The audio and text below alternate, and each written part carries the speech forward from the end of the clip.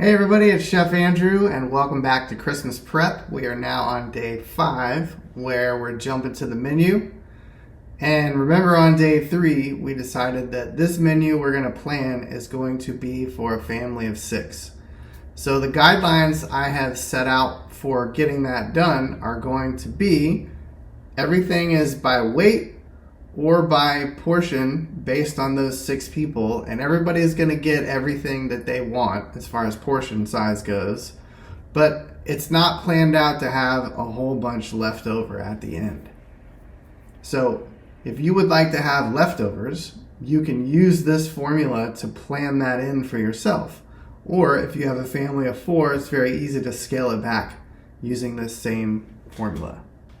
We're going to jump into the meats then. First, we have the rib roast, which everybody loves. It's holiday, it's festive, it feels a little indulgent.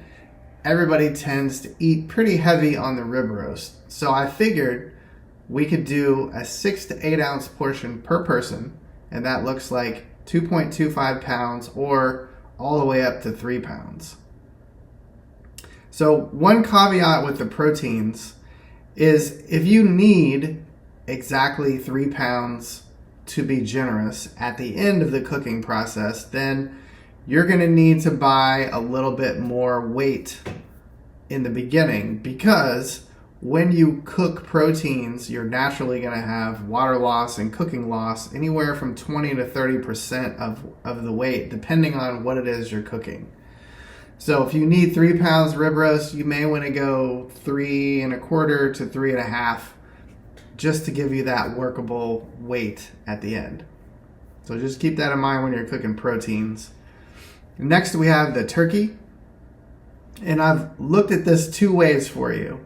So first is the whole turkey. A lot of people like to have that nice whole turkey presentation. It's beautiful, golden. You can carve it at the table.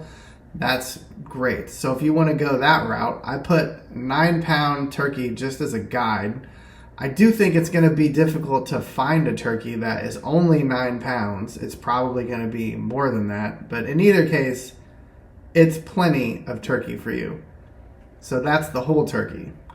If you don't want to do a whole turkey, you could opt to do a turkey breast, just a whole breast instead. And I put 4 pounds on there because they tend to be kind of large, and you're going to easily get that weight. It might even be hard to find anything lighter than a 4-pound turkey breast. But I've also considered the fact that it has a breastbone that runs through the middle of it, and it's got bones and cartilage underneath. So there is that little bit of weight included in that 4 pounds. In either case, it's going to give you plenty. If you would rather go with, say, chicken thighs only instead, then you're looking at 2.5 to 3 pounds.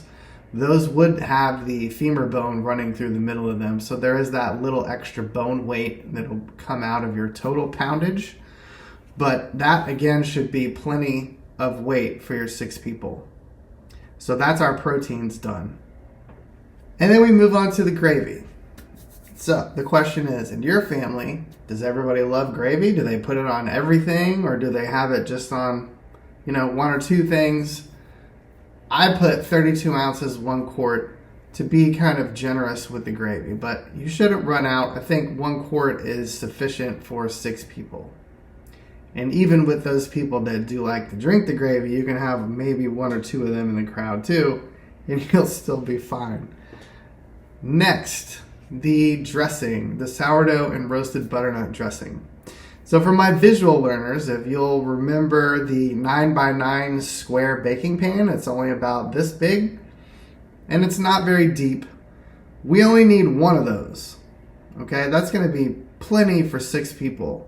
So when you're picking out your bread, you don't need to buy the whole sourdough loaf. You need to buy the half to the third loaf instead, because this dressing is also going to have roasted butternut, celery, onions, chicken stock, and all this other stuff that's going to contribute to that overall weight of 1.5 pounds. And I figured 3 to 4 ounces per person when it comes to the dressing. So just making that one thing is going to be plenty. But moving on to the mashed sweet potatoes with French butter and pecans, I figured 4 to 5 ounces per person. And that comes out to 2 pounds total of this. If you picture one little 8-ounce, 8-inch round casserole dish, about like yay, I have a little white ceramic one that's about that deep. You wouldn't even need to fill that up all the way. That would be more like for 8 to 10 people. So just one of those. When you're picking out your sweet potatoes, you only need 3 medium to large size sweet potatoes to have plenty for 6 people. Only 3. So this is not, again, crazy amounts of food that we're making. And to get that 2 pounds, remember we're going to have the sweet potatoes, it's going to have butter, a little bit of cream in there too. So all that together easily gets us to that 2 pounds where people can still have generous servings and you won't run out. Moving on to the Brussels sprouts. Typically the Brussels sprouts are coming in those little net bags, which are 1 pound each.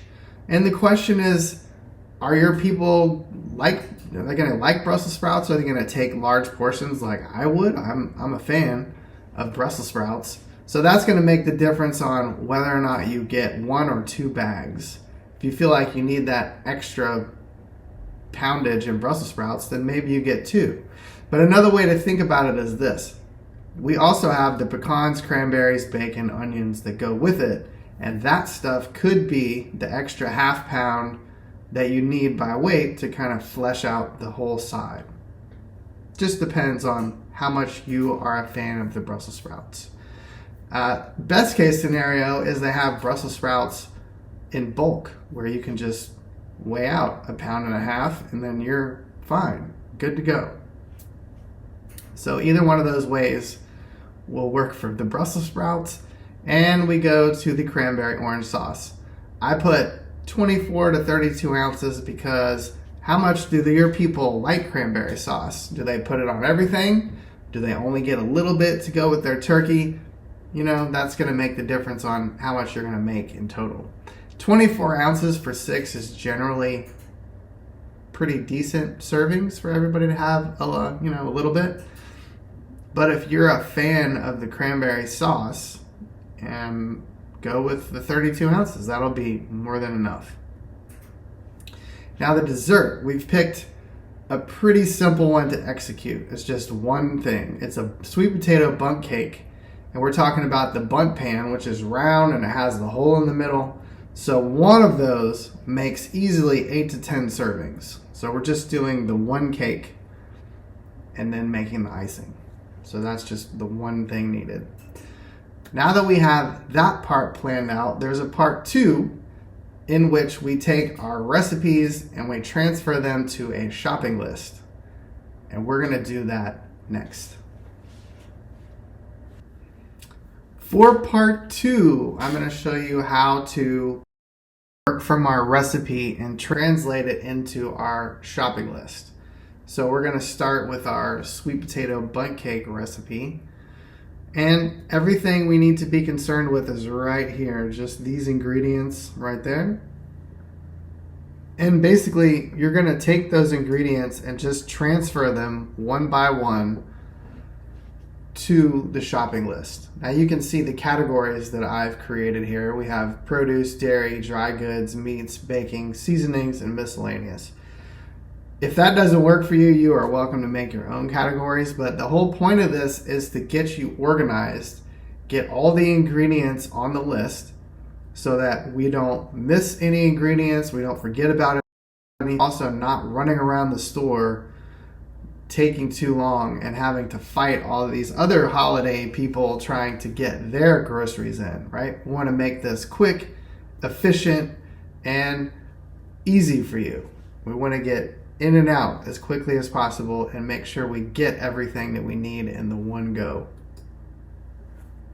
So we're going to start with just looking over here at our bundt cake recipe. If you just work your way down the list, we have 3.5 cups of flour, and if we go to our baking section, you can see we have 4 cups of flour. So obviously 4 cups is more than 3.5. I do that on purpose because you never know what can happen. You could spill some, you could measure wrong. It's good to have more than you need.